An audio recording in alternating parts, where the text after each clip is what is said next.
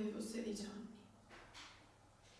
ed ero in un periodo forse il più brutto della mia vita. Non riuscivo a mangiare, non parlavo con nessuno. Le persone le evitavo perché mi facevano paura.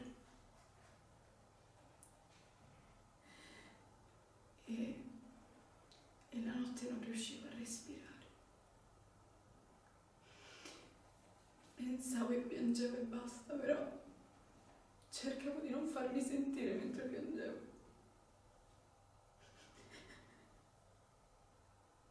Poi la mattina mi alzavo dal letto e andavo a scuola come se nulla fosse. Sorridevo, scherzavo, però nessuno si accorgeva che io stavo male.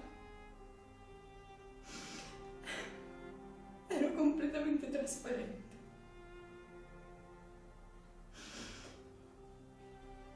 Poi è arrivata questa persona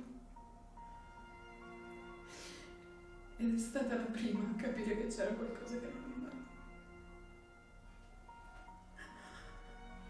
È stata la prima a chiedermi come stessi realmente.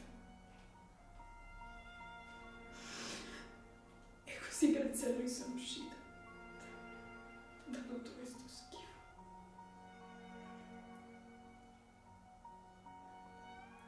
Solo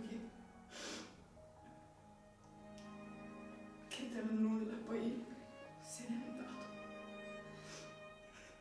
Non mi ha dato nessun tipo di motivo. E quindi sono ricaduta in tutto questo.